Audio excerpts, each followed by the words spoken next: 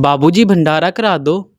क्या हुआ? भंडारा करा आज फिर आ गए तुम यार। अरे मालिक क्या करूं, ये बाबा लोग में मानो या ना मानो, आप में से बहुत से लोगों ने इस बंदे को कहीं ना कहीं तो जरूरी देखा होगा। और अगर आपने इस बंदे को कहीं ना कहीं जरूरी देखा है तो आप लोगों को ये बात भी जरूरी पता होगी कि ही हैज अ गॉन। ये हमारी दुनिया को पूरी तरह से छोड़कर जा चुके हैं। और जब मैं इस चीज पर विश्वास कर ही रहा था तभी मेरे सामने एक रील आती है जिसके अंदर कुछ लोग मिलकर इन बाबूजी के पास जाते हैं और इन्हें कुछ पैसे देते हैं इनके इलाज के लिए। और जो सबसे ज्यादा चौंकाने वाली बात होती है वो ये होती है कि ये रील उनके मरने के बाद की होती है। शुरू में तो मैं भी सोचता हूँ कि ये रील एआई जनरेटेड होगी, लेकिन ऐसा कुछ नहीं होता। ये रील रियल होती है। और ऐसी सिर्फ मुझे एक ही रील नहीं दिखती, इस चीज से रिलेटेबल मुझे इंटरनेट पर काफी सारी रील्स दिखती हैं जिसमें लोग बाबूजी भंडारे वाले के पास जाते हैं और उन्हें इनके इलाज के लिए कुछ पैसे देते हैं। और ठीक इसी वक्त से मेरा दिमाग पूरी तरह से फट जाता है क्योंकि मुझे कुछ समझ में नहीं आ रहा था कि ये बंदा जिंदा है या मर चुका है। एंड आई नो आप में से भी बहुत से ऐसे लोग होंगे जो कंफ्यूज हो रहे होंगे इस बात को लेकर, क्या बाबूजी भंडारे वाले सच में मर चुके हैं या जिंदा हैं। और अगर सच में बाबूजी भंडारे वाले मर चुके हैं सो हु इज ही जिनको लोग जाकर पैसे दे रहे हैं अपने इलाज के लिए। और अगर आप लोगों के मुताबिक ये उनकी पहले की वीडियो है जिनको लोग पैसे दे रहे थे जब वो जिंदा थे, तो आखिरकार उनको ऐसी कौन सी बीमारी थी जो उनके पैसे मिलने के बाद भी ठीक नहीं हो पाई। लेकिन पहले के जैसे सब कुछ पहले से शुरू करते हैं।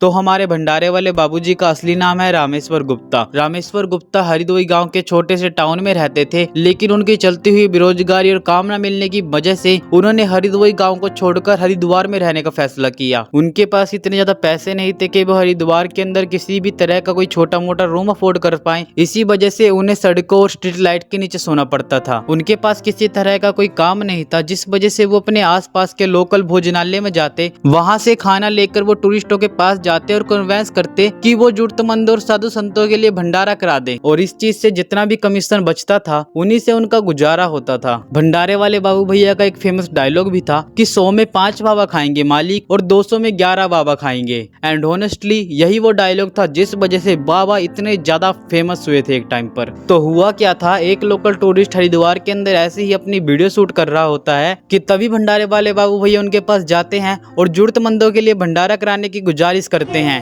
हाँ जी। जहाँ से वो टूरिस्ट इस वीडियो को अपलोड कर देता है और देखते ही देखते ये वीडियो पूरे इंटरनेट पर वायरल हो जाती है, जिसके बाद बहुत से टूरिस्ट आते हैं एंड बाबा के साथ वीडियोस बनाते हैं एंड वो वीडियोस भी वायरल चली जाती हैं। लेकिन तभी एंट्री होती है हर्ष बेनीवाल और पूरब जहाँ जैसे बड़े बड़े यूट्यूबर्स की, जो बाबा के ऊपर वीडियोस बनाते हैं एंड वो वीडियोस भी वायरल चली जाती हैं। जिसके बाद देखते ही देखते हर कोई क्रिएटर बाबा की नकल करते हुए वीडियोस बनाने लगता है एंड वो वीडियोस भी वायरल जाती हैं। लेकिन जैसे हम सबको पता है कि कोई चीज इंटरनेट पर जितनी तेजी से वायरल होती है सेम वो उतनी ही तेजी से इंटरनेट से गायब भी हो जाती है। चाहे वो मीम हो, चाहे वो क्रिएटर हो या चाहे वो कोई बड़ा यूट्यूबर ही क्यों ना हो, अगर वो इंटरनेट पर तेजी से वायरल हो रहा है तो वो बहुत जल्दी सब लोगों की नजरों से गायब हो जाएगा। क्योंकि बाबा से पहले भी बहुत से ऐसे लोग थे जो बाबा से तेजी से भी वायरल हुए थे, लेकिन आज के टाइम पर उन सब लोगों को कोई नहीं जानता। एंड ये सेम चीज बाबा के साथ भी होती है। बाबा देखते देखते कुछ टाइम के बाद पूरी तरह से इंटरनेट पर से गायब भी हो जाते हैं। जिसके बाद लोग हरिद्वार घूमने के लिए जाते तो हैं एंड उन्हें बाबा भी वहीं पर मिलते हैं, बट बाबा के साथ कोई वीडियोस ही नहीं बनाता। अगर कोई वीडियो बनाता भी है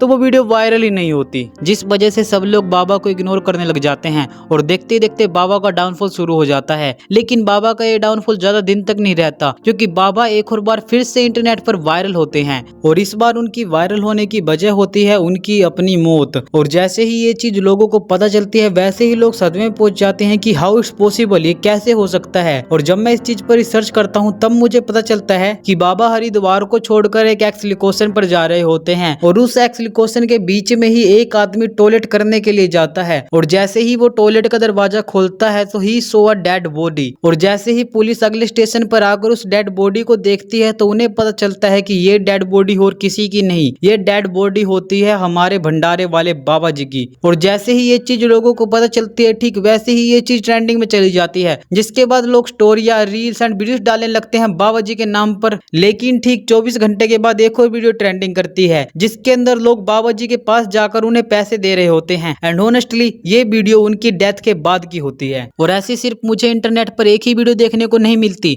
इस चीज से रिलेटेबल मुझे इंटरनेट पर काफी सारी वीडियोस देखने को मिलती है। बट ऑनेस्टली ये सारी वीडियोस फेक होती हैं, ये सारी वीडियोस सिर्फ बीव्स के लिए बनाई गई होती हैं, क्योंकि अगर आप ये सारी वीडियोस देखोगे तो इन सब वीडियोस में सेम स्ट्रेटेजी का इस्तेमाल हुआ है। बाबा जी इन सब वीडियोस के अंदर सो रहे हैं और उन्होंने अपने फेस पर कपड़ा ढका हुआ है। भाई ऐसा कौन सा बंदा है जो इतनी गर्मी में अपने मुंह पर कपड़ा ढककर सोएगा। और ठीक इसी चीज से पता चलता है कि ये सभी लोग कुछ बीव्स के लिए कितने ज्यादा नीचे गिर चुके हैं। जब पुलिस वालों को बाबा जी की बॉडी ट्रेन के टॉयलेट में मिलती है तब पुलिस वालों को पता होता है कि आखिरकार ये बंदा है कौन, लेकिन जब पुलिस वाले उनकी फैमिली के पास जाते हैं तो सैडली उनकी फैमिली वहां पर नहीं मिलती। पूछताछ करने पर भी बाबा जी की फैमिली से रिलेटेबल कोई भी इन्फॉर्म अभी तक पुलिस वालों के हाथ नहीं आई है। और जहां तक बात आती है बाबा जी की बीमारी की तो उससे रिलेटेबल भी अभी कुछ जानकारी हमारे पास नहीं आई है। बट पुलिस ने सिर्फ इतना कहा है कि बाबा जी नशे की हालत में मिले हैं, यानी इससे साफ पता चलता है कि बाबा जी नशे करते हैं। लेकिन इसके बारे में अभी हम पूरी तरह से श्योर नहीं है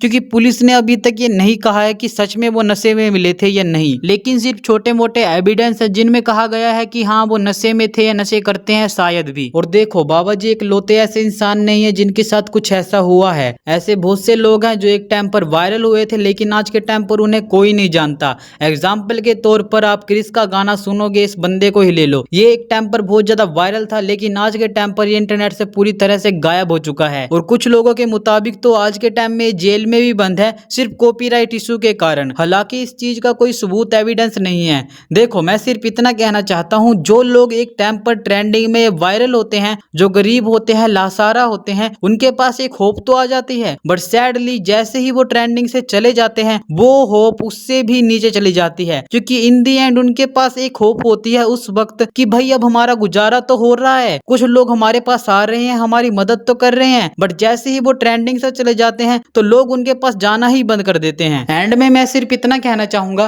कि हमारे भंडारे वाले बाबा जैसे बहुत से ऐसे लोग हैं जो एक टाइम पर पॉपुलर तो होते हैं लेकिन उन्हें उनका क्रेडिट नहीं मिल पाता, जिस वजह से वो कभी आगे नहीं बढ़ पाते।